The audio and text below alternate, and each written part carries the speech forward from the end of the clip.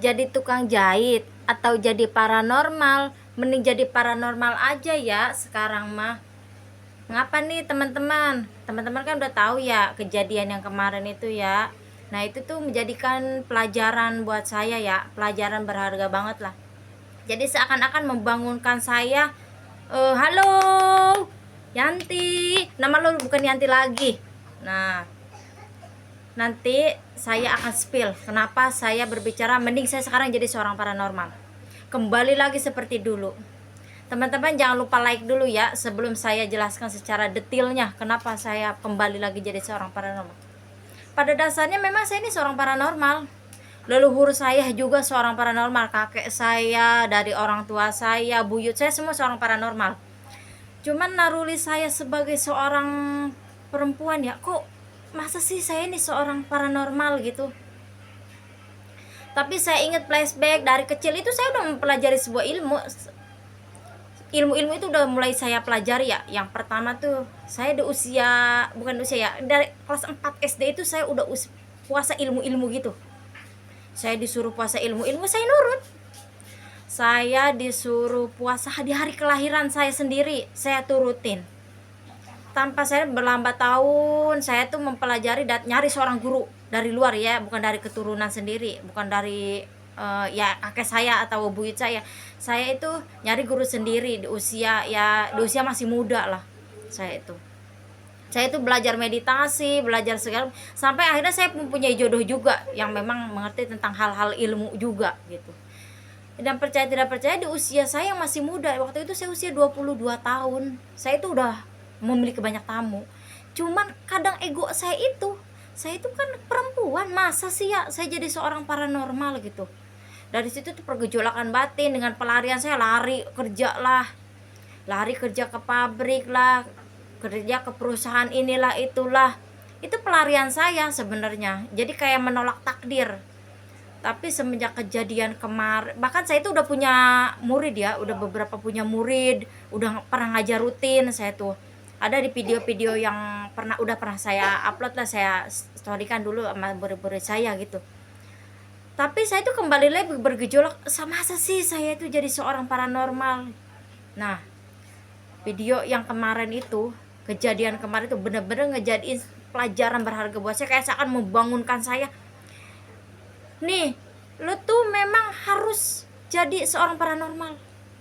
Memang bakat lo itu di itu. Kayak seakan kan begitu gitu. Jadi saya ingat memang di awal tahun ini memang ada beberapa murid ya yang ketika saya bahkan ini saya mau cerita dulu ya, saya melakukan hal yang konyol. Hal yang konyol itu begini.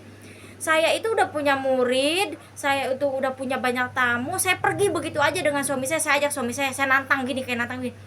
Yuk kita pergi nih, pindah ya, coba nih murid kita atau tamu-tamu kita masih ada nggak sih gitu. Nah, saya itu pindah ke tempat sekarang itu ke sebuah kontrakan yang nggak ada saudara, nggak ada temen, nggak ada siapapun. Saya nggak kabarin murid-murid saya. Tapi dari sekian banyak yang memang ada beberapa murid yang ngejar saya gitu ya. Nah, lambat laun juga di sini juga kayak ibarat kata bunga kecium sendiri ya, orang-orang sekitar juga ibaratnya banyak yang meminta pertolongan kepada suami saya dan saya gitu, intinya mah tentang seputar hal mistis tentunya. Nah, padahal di tahun ini nih ya, dari awal tahun itu ada, karena ada murid yang ngejar saya, jadi dia kan mengeluh kepada saya gitu ya. Keluhan dia teratasi semua. Dari awal istrinya datang, istri dari murid saya itu datang ingin diangkat kemarin itu kan ada penerimaan dari yang P3K yang dari guru itu ya. Alhamdulillah lolos. Terus ada saudaranya yang sakit gitu, sembuh. Terus datang lagi saudara. Dari situ tuh masih belum menyadarkan saya gitu. Sampai pada akhirnya kasus kemarin itu seakan-akan benar-benar membangunkan saya itu memang harus kembali lagi ke paranormal. Dan pada intinya itu kembali lagi ke doa saya sebenarnya ya. Saya itu berdoa tanpa sadar, doa itu udah setahun saya doa, hampir tiap hari doa itu. Jadi doanya segini, tapi yang saya jalanin itu segini gitu. Jadi kata Allah tuh begini, gue nggak mungkin ngabulin doa lu gitu. Kalau ibarat kata ngomong kasar, nggak mungkin gue ngabulin doa lu, sedangkan usaha lo yang jalan itu segini tuh. Nah, makanya bener-bener kemarin itu menjadikan pelajaran berharga banget buat saya, jadi ngebangunin saya bahwa saya itu harus kembali lagi jadi seorang paranormal. Bagi teman-teman yang memang setuju saya jadi seorang paranormal, silahkan like.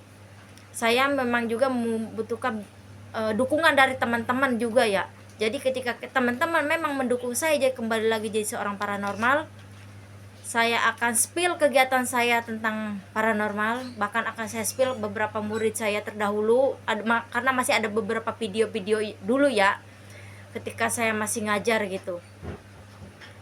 Saya mohon doanya teman-teman, semoga kedepannya lebih baik lagi tentang saya, tentang jati diri saya, agar saya tidak berbuat ceroboh lagi gitu. Terima kasih teman-teman atas kalau sudah menonton video saya sampai akhir.